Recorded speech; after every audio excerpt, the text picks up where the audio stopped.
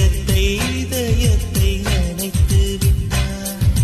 பார்வையிலே பார்வையிலே ஒரு வேதியில் மாற்றத்தை நிகழ்த்தி விட்டார்.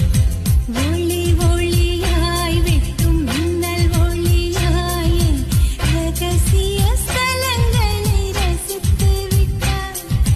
ரசித்ததையே நீ ரசித்ததையே என் அனுமதி இல்லாமல் ரசித்து விட்டாய்.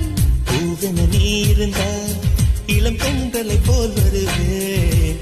நிலவென நீ இருந்தால் உன் கானம் போல் இருப்பேன்.